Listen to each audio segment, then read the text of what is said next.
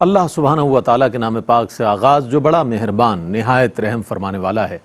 اور کروڑوں درود و سلام ہمارے اور آپ کے آقا حضرت احمد مجتبیٰ محمد مصطفیٰ صلی اللہ علیہ وآلہ وسلم پر کہ آپ کی خدمت اقدس میں ہدایت درود پیش کرنا اہل ایمان کے لیے دنیا اور آخرت میں کامیابی، بھلائی، فلاح، نجات اور بلندی درجات کا ذریعہ ہے۔ اللہم صلی علی سیدنا و مولانا محمد وعلی آل سیدنا و مولانا محمد وبارک وسلم وصلی علیہ۔ ناظرین محترم، السلام علیکم ورحمۃ اللہ وبرکاتہ۔ میں ہوں آپ کا میزبان محمد رئیس احمد، اور پیش کیا جا رہا ہے پروگرام روشنی سب کے لیے، اور اس ہفتے انتہائی اہم موضوع اور آپ کا اور ہم سب کا اور ہر عہد کا ایک انتہائی اہم اور ایک ایسا موضوع کہ جس پر بات کی جانی چاہیے، لیکن ہم یہ دیکھتے ہیں کہ عام طور پر جو رسومات ہیں اس کے بارے میں تو لوگوں کو زیادہ آگہی ہوتی ہے، یعنی کہ جو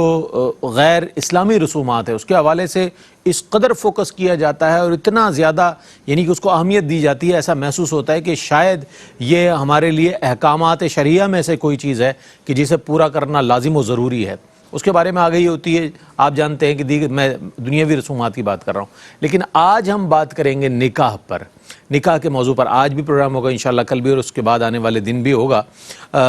آپ دیکھتے ہیں کہ یہ جو دور ہے یہ سیٹلائٹ کا دور ہے، انٹرنیٹ کا دور ہے اور سوشل میڈیا کا دور ہے۔ آج مرد و زن کا ایک دوسرے کے ساتھ تعلق اور کانٹیکٹ کرنا کوئی مشکل بات نہیں ہے، ایک دوسرے کا تعارف پیش کرنا کوئی مسئلہ نہیں ہے۔ آپ آئے دن یہ خبریں دیکھتے ہیں کہ فلاں ملک کی خاتون نے فلاں ملک کے لڑکے سے شادی کر لی، اور یہ ایک بڑا لوگوں کے لیے بھی ایک نیا ایک سلسلہ نظر آ رہا ہے کہ غیر ملکی ہونے کے باوجود، غیر مذہب ہونے کے باوجود بھی ایک دوسرے کے ساتھ جو ہے ایک شادی کا سلسلہ کیا جاتا ہے۔ یہ کیا ہے؟ یہ ہمارا سوشل میڈیا اور ہمارا انٹرنیٹ جو ہے، یہ سمجھ لیجئے کہ اس کے نتائج ہمارے سامنے جو آ رہے ہیں۔ اچھا، ہم زمانہ جاہلیت کی طرف بھی اگر نظر ڈالتے ہیں تو بہت سی ایسی چیزیں، رسومات ہیں کہ جو غیر اخلاقی ہیں، وہ ایسی چیزیں، اقدامات کی جو غیر اخلاقی تھے لیکن اسلامی تعلیمات نے انہیں آرڈر میں کیا، اور ان آرڈر کرنے کے بعد اس کو بہت ہی خوبصورت انداز میں پیش کیا۔ آج نکاح کے حوالے سے ہم بات کریں گے کہ مرد و زن کا جو ملاپ ہے اسے نکاح کے بعد جو شرعی طور پر ایک جائز حق قرار دیا گیا ہے، معاشرے نے بھی، دین نے بھی، قانون نے بھی، دستور نے بھی، اور اسلامی تعلیمات کی روح سے بھی، اس حوالے سے آج بات کریں گے۔ یہ تینوں پروگرام انتہائی اہم ہیں، اور آنے والے جو پروگرامز ہیں اس میں مزید ایسے سوالات بھی ہوں گے کہ جن کا آپ کو شدت سے انتظار ہوگا۔ تو آج ہم انشاءاللہ اس کی شرعی حیثیت کے حوالے سے بات کریں گے، اس کی افادیت و اہمیت کے حوالے سے بات کریں گے، اور مزید موضوعات کو شامل کریں گے۔ علامہ حافظ اویس احمد صاحب تشریف فرمائیں۔ السلام علیکم ورحمۃ اللہ وبرکاتہ۔ السلام ورحمۃ اللہ وبرکاتہ۔ آپ کے ساتھ علامہ مفتی محمد آصف صاحب تشریف فرمائیں۔ السلام علیکم ورحمۃ اللہ وبرکاتہ۔ وعلیکم السلام ورحمۃ اللہ۔ اچھا، ابتداً چونکہ میں نے عرض کیا سرنامہ کلام میں اس کی اہمیت اور شرعی حیثیت کے حوالے سے پہلے اگر بات ہو جائے تو پھر مزید جہتیں بہت ساری کھل کر سامنے آ جائیں گی۔ میں چاہتا ہوں اس پر روشنی ڈالیں۔ بسم اللہ الرحمن الرحیم، اللہم صلی علی سیدنا و مولانا محمد وبارک وسلم۔ رئیس بھائی، انسان کی جو فطرت اللہ پاک نے بنائی ہے اس کے بہت سارے تقاضے ہیں۔ بالکل، انسان کے طبی اور فطرتی تقاضوں میں اگر ہم دیکھیں، کھانا پینا اس کی فطرت کا تقاضا ہے، سونا جاگنا اس کی فطرت کا تقاضا ہے، یوں ہی فطرتی طور پہ، طبی طور پہ انسان کی خواہشات بھی ہوتی ہیں۔ جس طرح انسان کے لیے اللہ پاک نے دیگر فطرتی چیزوں کی تکمیل کے لیے اللہ پاک نے جو راستے متعین کیے ہیں، طریقہ کار بتایا ہے، اسی طرح نکاح اللہ پاک نے انسان کی خواہشات کی تکمیل، جو فطرت کا تقاضا ہے، اس کی طبیعت کا تقاضا ہے، اللہ پاک نے اس کے لیے جو جائز صورت رکھی ہے، جو اللہ پاک نے اس کا فطرتی طریقہ بتایا ہے، جو اللہ پاک نے اس کا اعتدال والا طریقہ بتایا ہے، اسے نکاح کہتے ہیں۔ ٹھیک ہے۔ نکاح وہ معاہدہ ہے کہ جس کے بعد مرد و عورت ایک دوسرے کے لیے حلال ہو جاتے ہیں۔ قرآن کریم نے اس کی مشروعیت کو جا بجا بیان فرمایا ہے، اور فرمایا کہ فَانْكِحُوا مَا طَابَ لَكُم مِّنَ النِّسَاءِ مَثْنَىٰ وَثُلَاثَ وَرُبَاعَ، نکاح کی بات کی۔ وَأَنْكِحُوا الْأَيَامَ مِنْكُمْ وَالصَّالِحِينَ مِنْ عِبَادِكُمْ وَإِمَائِكُمْ، نکاح کی ترغیب کے حوالے سے یہ آیت کریمہ موجود ہے۔ اور پھر اس راستے کے علاوہ جو اور راستے ہیں جو اللہ پاک نے غیر فطرتی طریقے ہیں یا جو اعتدال سے نکلنے والے راستے ہیں، ان کو اللہ پاک نے ناجائز قرار دے دیا۔ قرآن کریم میں فرمایا کہ والذین هم لفروجہم حافظون، مومن وہ ہے جو اپنی شرمگاہ کی حفاظت کرتا ہے، اجازت کہاں ہے؟ الا علی ازواجہم او ما ملکت ایمانہم، پہلے باندیاں ہوا کرتی تھی تو ان کی بھی اجازت تھی، اور اپنی ازواج کے ساتھ یہ اجازت دے دی گئی۔ فإنہم غیر ملومین، یہاں ان کو ملامت نہیں ہے۔ فمن ابتغى وراء ذلک، جس نے اس کے علاوہ اپنی خواہش پوری کی، فاولئک هم العادون، تو وہ اپنے رب کی سرکشی کرنے والے ہیں۔ تو جو اس کی شرعی حیثیت ہے، یعنی جو نکاح کی مشروعیت ہے وہ بھی بیان کر دی، اس کے علاوہ جو ناجائز طریقے ہیں، اس کے علاوہ جو بھی پھر طریقہ آپ اپنائیں گے نکاح کے علاوہ، اس کو پھر منع کر دیا گیا۔ بنیادی طور پر نکاح حضور کی بھی سنت ہے اور آپ سے پہلے سارے نبیوں کی سنت ہے۔ قرآن کہتا ہے کہ وَلَقَدْ أَرْسَلْنَا رُسُلًا مِّن قَبْلِكَ وَجَعَلْنَا لَهُمْ أَزْوَاجًا وَذُرِّيَّةً، ہم نے آپ سے پہلے رسول بھیجے ہیں، انہیں بیویاں عطا فرمائیں اور ہم نے انہیں اولاد عطا فرمائی۔ خود حضور نے فرمایا کہ مسواک کرنا سارے نبیوں کی سنت ہے، عطر لگانا سارے نبیوں کی سنت ہے، حیاداری سارے نبیوں کی سنت ہے، اور نکاح کرنا سارے نبیوں کی سنت ہے۔ تو اس کی جو سنت کی جو حیثیت ہے وہ تو متعین ہو گئی کہ حضور علیہ السلام نے اسے اپنی سنت قرار دیا، النکاح من سنتی، النکاح من سنتی، کہ نکاح میری سنت ہے۔ اب کیفیت کے اعتبار سے یہ سنت کا جو درجہ ہے یہ اپنے سے اوپر والے درجے میں بھی جا سکتا ہے۔ اچھا، وہ اس اعتبار سے کہ ایک انسان کے پاس نکاح کرنے کی استطاعت بھی ہو، یعنی وہ مہر بھی دے سکتا ہے، نان نفقہ بھی دے سکتا ہے، اور اسے یقین ہے کہ اگر میں نے نکاح نہ کیا تو میں گناہ میں مبتلا ہو جاؤں گا، اب اس کے لیے نکاح کرنا سنت نہیں ہے، فرض ہو جائے گا۔ بالکل۔ اور اگر اس کے پاس مہر اور نان نفقے کی استطاعت بھی ہے لیکن یقین کی بات نہیں، ایک اندیشہ ہے کہ اس کی طبی میلان کی وجہ سے گناہ ہو سکتا ہے، اگر یقین سے کم والی صورت ہو تو اب نکاح کرنا واجب ہو جائے گا۔ اور اگر عام حالات کا معاملہ ہو، انسان کے پاس جو ہے وہ جسمانی مالی اعتبار سے ساری سہولتیں موجود ہیں، عام حالات کی اگر بات کی جائے تو اب نکاح کرنا سنت مؤکدہ ہے۔ اب اس وقت میں بھی خام خواہ میں اس کو ڈیلے کرنا یا نکاح نہ کرنا، یہ بھی کوئی اچھی،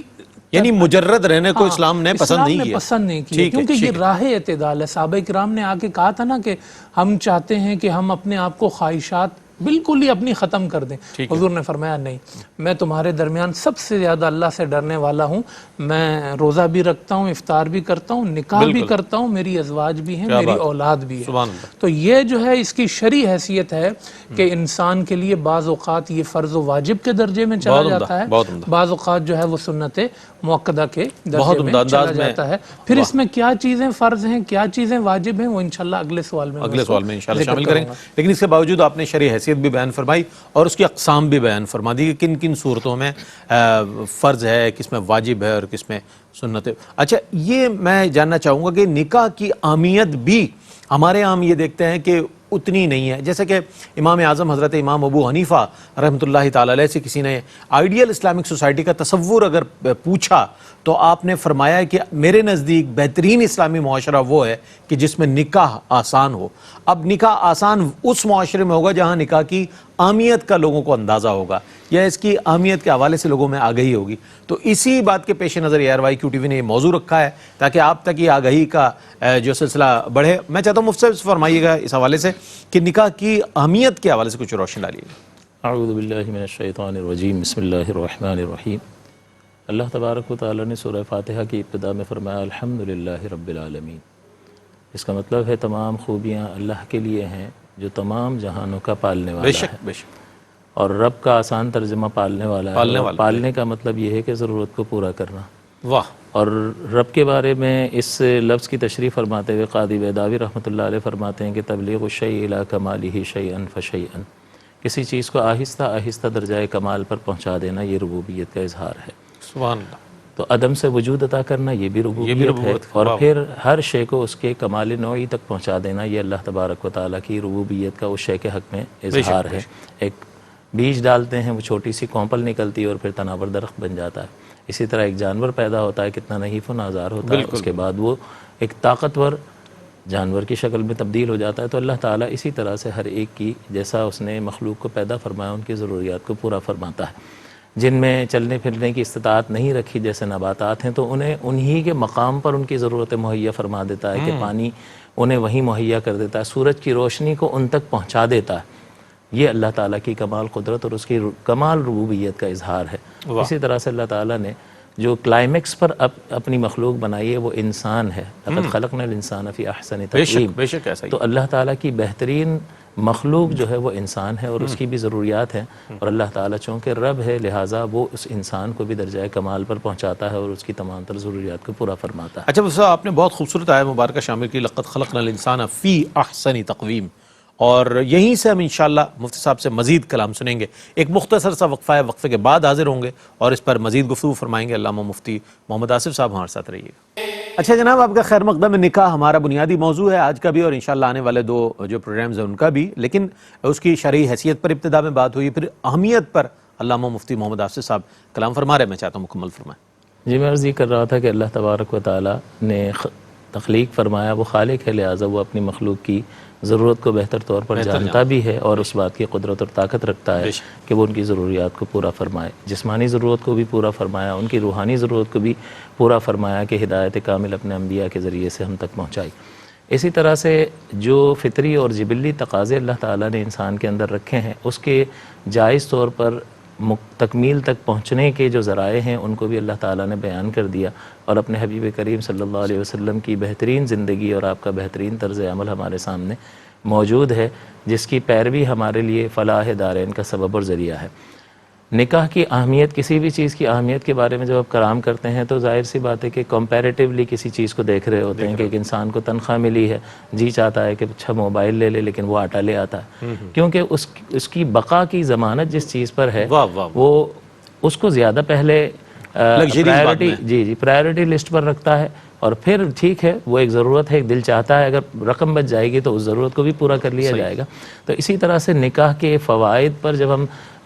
توجہ کریں گے تو اس کی اہمیت خود بخود واضح اور آشکار ہو کر ہمارے سامنے آ جائے گی. تو ایک تو یہ کہ اللہ تعالیٰ نے جو فطری تقاضا انسان کے اندر رکھا ہے اس کی جائز طریقے پر تکمیل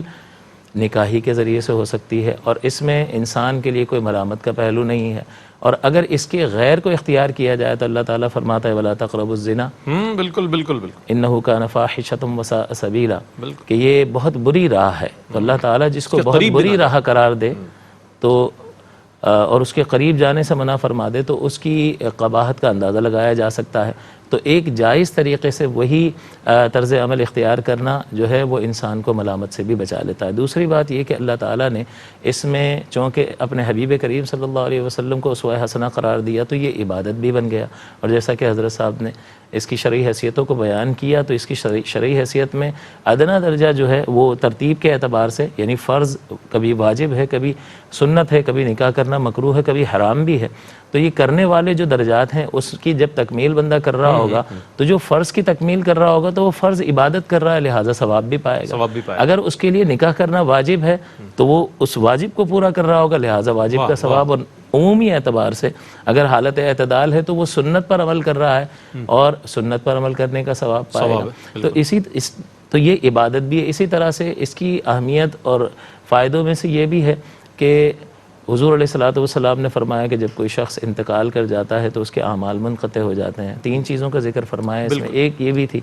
یہ بھی ذکر فرمایا کہ ولد صالح یدعو لہ, کہ صالح اولاد, اور یہ صالح اولاد نتیجہ ہے نکاح کا نتیجہ ہے. تو یہ اخروی اعتبار سے بھی انسان کے لیے فوائد کا باعث ہے, اور ویسے بھی جب انسان اپنی طویل عمری کے باعث بڑھاپے میں جب اس کو ضرورت ہوتی ہے کہ کوئی اس کا خیال رکھے تو اس اعتبار سے بھی گویا کہ ایک فیوچر پلاننگ ہے. اور تیسرا فائدہ اس کے اندر یہ ہے کہ اس میں امت محمدیہ کے افراد میں اضافہ ہے, اور ظاہر سی بات ہے کہ امت کے افراد میں اضافہ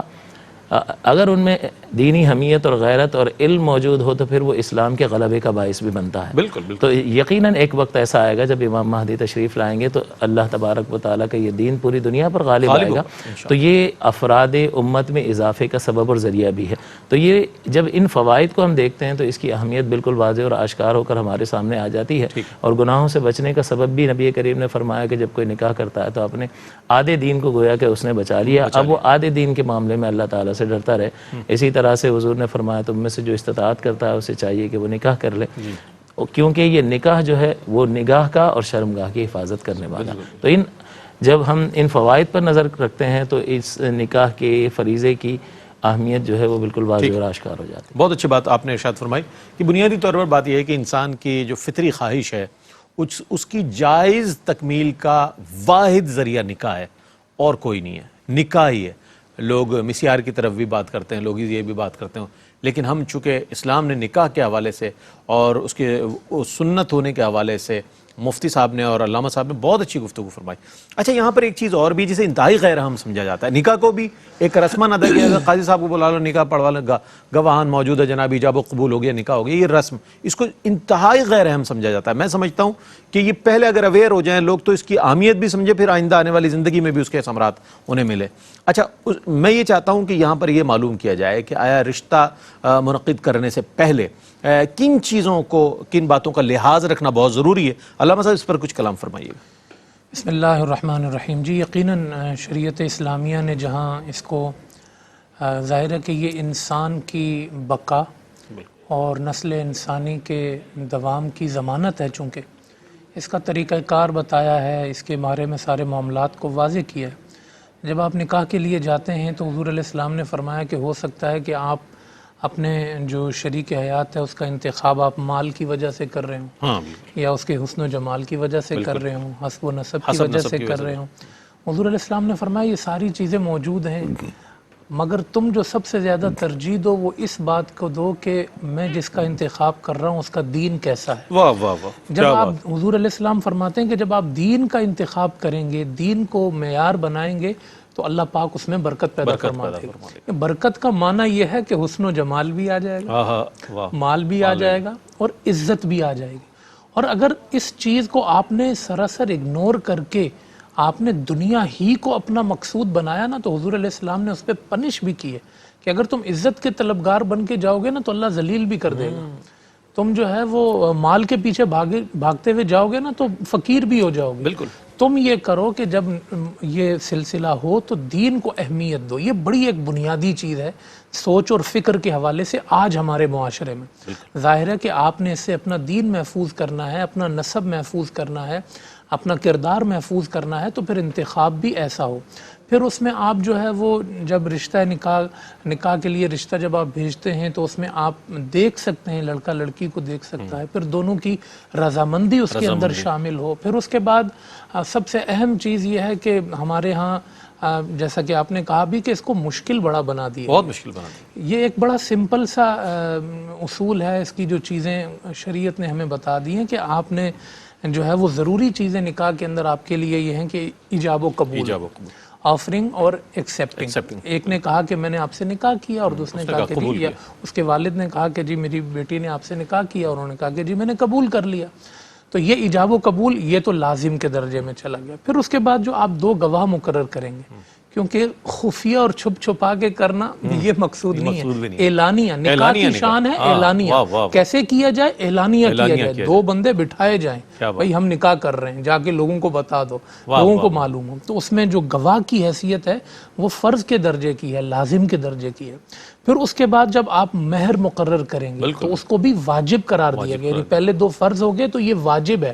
کہ آپ جو ہے وہ مہر مقرر کریں۔ ہمارے ہاں اس کو بھی اہمیت نہیں جاتی، کچھ بھی جی میرے شریعت لوگ جو ہیں وہ شریعت کا، چونکہ وہ شریعت نے کوئی مہر مقرر تھوڑی کی ہے، شریعت نے تو یہ کہا ہے کہ آپ جو ہے وہ اچھے سے اچھا اپنی استطاعت کے مطابق آپ صلی اللہ علیہ وسلم، جس طرح زکوٰۃ کی ادائیگی میں بڑے سے بڑا آدمی سوچے گا وہ اتنا ہی دے دوں جتنا میں، تو آپ اچھا مہر مقرر کریں اور اس کو یہ سمجھ کے نہیں کہ کون سا دینا ہے، کتنا بھی کر لو۔ اچھا یہ بھی ہوتا ہے جی دکھانا 10 لاکھ 20 لاکھ ہے تو کون سا دینا ہے، یہ بھی ایک غلط روش ہے۔ آپ جو دیں کتنا اچھا ہو کہ آپ نے اتنا خرچہ کیا، آپ نے لاکھ مقرر کیا، 2 لاکھ مقرر کیا، آپ شب عروسی سے پہلے ہی جو ہے وہ آپ جا کے پیش کر دیں، بھئی ہم نے آپ کو شریعت محمدی کے مطابق جو ہے ہم پر واجب تھا تو ہم نے جو اپنی استطاعت تھی آپ کو دے دیا، تو یہ مہر واجب ہے۔ پھر اس کے بعد جو ہے وہ آپ چھہارے آپ صلی اللہ علیہ وسلم یوں اچھالا کرتے تھے، یعنی یہ خوشی کا اظہار ہے۔ اور نکاح کے بعد جو ہے وہ آپ خطبہ، خود نکاح میں آپ خطبہ پڑھتے ہیں، یہ آپ صلی اللہ علیہ وسلم کی سنت ہے، یہ سنت عمل ہے۔ چھہارے جو ہے وہ اچھالنا یہ سنت عمل ہے آپ صلی اللہ علیہ وسلم۔ پھر اس کے بعد آپ ولیمے کی دعوت کرتے ہیں، جس ولیمے کی دعوت میں جو ہے وہ آپ اپنی استطاعت کے مطابق کچھ بھی آپ انتظام کر لیں، دعوت کر لیں، کھلا لیں۔ تو یہ کتنا سمپل آپ دیکھ لیں کہ آپ نے ایجاب و قبول کرنا ہے، 2 گواہ اس میں موجود ہوں، چھہارے اس میں موجود ہوں اور ایک ولیمے کی دعوت ہو جائے، اس کے بعد پھر آپ جو اپنے رسم و رواج کر رہے ہیں یا معاملات کر رہے ہیں، خدا را اس میں آپ مشکل پیدا نہ کریں، اس میں آپ اتنا وہ معاملہ نہ کریں کہ بھئی جہیز کا چکر ہو گیا، اب لڑکی جو ہے وہ اتنا جہیز کا مطالبہ کرنا خواہ وہ صراحت کے لفظوں کے ساتھ ہو کہ اتنا ہمیں دو، یا اشارے کنائے سے ہو، ان اشارے کنائے سے ہو، جس طریقے سے بھی آپ کہیں گے شرعاً ناجائز ہے، ڈائریکٹ کہیں یا انڈائریکٹلی کسی سے کہلوائیں، دونوں صورت۔ اور لڑکی والوں کا کسی دباؤ میں آ کے یار لوگ کیا کہیں گے ہمیں تو دینا پڑے گا، یہ بھی غلط علامہ صاحب بڑی زبردست آپ نے بات ارشاد فرمائی۔ وقفے کی جانب بڑھ رہے ہیں ہم، اور یہ ہمارے معاشرے کا بہت بڑا المیہ ہے کہ بہت سی آج ہماری بہنیں، نہ جانے کتنی بہنیں اپنے اپنے گھروں پر ہیں، وجہ یہی ہے کہ والدین جو ہے جہیز کا انتظام نہیں کر پاتے، اور ڈیمانڈ ایسی ہوتی ہے کہ جناب اتنا کچھ ہوگا تو یہ ہوگا، حالانکہ پوری شادی میں آپ رشتہ طے ہونے سے لے کر بیٹی کی رخصتی تک پورا پروسیس اگر دیکھیں تو سب سے آسان چیز اس میں نکاح ہے، اور اسی کو مشکل بنا دیا گیا ہے۔ ایک مختصر سا وقفہ ہے، وقفے کے بعد لوٹتے ہیں، مجھے امید ہے آپ کا اور ہمارا ساتھ رہے گا۔ جناب نکاح موضوع ہے، اور ہم یہ بھی جاننا چاہیں گے، اگرچہ یہ سوال تھوڑا سا آپ کو مشکل لگے گا لیکن اس کا جواب جو ہے مفتی صاحب انشاءاللہ بہت آسان الفاظ میں اور بڑی صراحت کے ساتھ ارشاد فرمائیں گے کہ رشتہ نکاح میں محرمات کے جو استثناء کی ضرورت اور اہمیت ہے، اس کے حوالے سے ہم جاننا چاہیں گے۔ یہ چیز پیش نظر بھی رہنی چاہیے، اور اسلام نے اس حوالے سے ہمیں کیا تعلیمات دی ہیں وہ بھی ہمارے پیش نظر رہنا چاہیے۔ مفتی صاحب کیا فرمائیے؟ اس سلسلے میں پہلے یہ بنیادی بات جو ہمارے پیش نظر رہے وہ یہ ہے کہ اللہ تبارک و تعالی حکیم ہے، اور اس کا کوئی بھی حکم حکمت سے خالی نہیں ہے، بلکہ اتنی حکمتیں اور اتنے فوائد اپنے اندر لیے ہوئے ہوتا ہے جس کا احصاء ہماری قدرت اور طاقت سے باہر ہے۔ ہم چند چیزیں ہمارے لیے بیان کر دی جاتی ہیں، یا ہم اپنے عقل و شعور کی روشنی میں چند حکمتیں تلاش کر لیتے ہیں، لیکن ہم یہ کہیں کہ بالکلیہ اس حکم کی تمام تر حکمتیں ہمیں معلوم ہو گئیں، ایسا کبھی بھی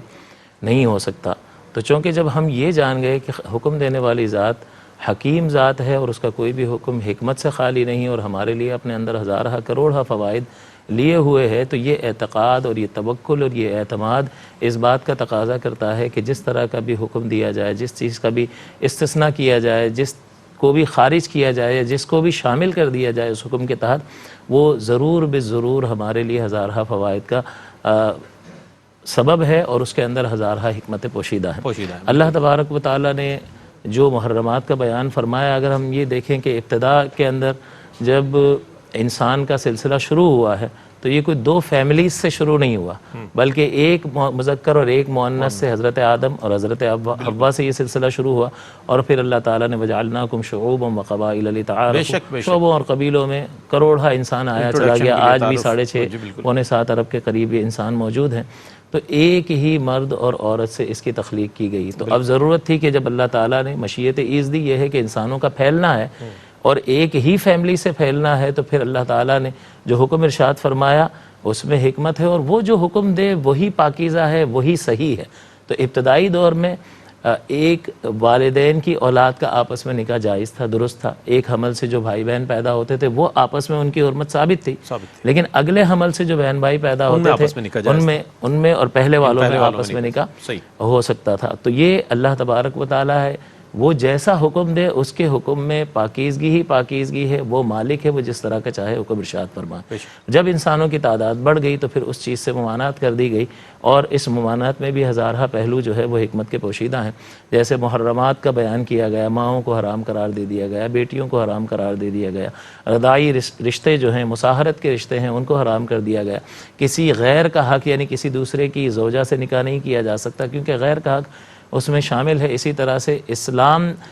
نہ ہونا یعنی شرک جو ہے وہ رکاوٹ بنتا ہے کہ مشرک کے ساتھ نکاح نہیں ہو سکتا، تو ایسی خواتین کو خارج کر دیا گیا، اور اس کا بنیادی سبب یہ ہے کہ اگر محارم کے اعتبار سے دیکھا جائے تو ان میں ان کی طرف جنسی اعتبار سے رغبت اور یہ چیزیں نہیں ہوتی ہیں، لہٰذا اگر اس طرح سے ان میں ازدواجی تعلق قائم ہو تو یہ رشتے پائیدار کبھی بھی نہیں ہو سکتے۔ اسی طرح رضاعت کا جو رشتہ ہوتا ہے اس میں ماں کے دودھ سے بچے کی پرورش ہو رہی ہوتی ہے، اور اس پرورش کی بنا پر اس بچے میں اور ماں میں جزئیت اور بادیت کا تعلق پیدا ہو جاتا ہے، اور ایک نوع کی مشابہت پیدا ہو جاتی ہے جو اس کے دیگر بچوں کے اعتبار سے بھی یہ مشابہ ہو جاتا ہے. تو یہ دودھ پینے والا بچہ نہ صرف ماں کے مشابہ ہے بلکہ دیگر اس کی اولاد کے مشابہ بھی ہو جاتا ہے. لہٰذا اس مشابہت کے سبب یہ حکمت اس میں پوشیدہ ہے کہ ان میں آپس میں نکاح حرام قرار دے دیا گیا. اور حضور علیہ الصلوۃ والسلام نے بھی فرما دیا کہ جو رشتے نسب کی وجہ سے حرام ہیں وہ رضاعت کی وجہ سے بھی حرام ہیں. اسی طرح سے دو بہنوں کو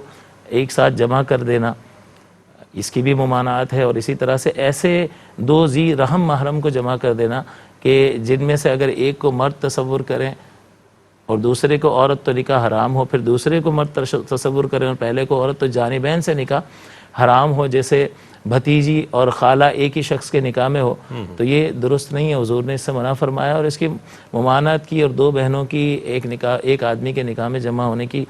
حکمت اور وجہ یہ سمجھ میں آتی ہے کہ چونکہ ان کے درمیان ایک محرم کا, ایک محبت کا, ایک رشتہ داری کا, ایک نسبی تعلق قائم ہوتا ہے, اور جب وہ ایک شخص میں حصہ دار بن جائیں گے تو یہ قرابت جو ہے وہ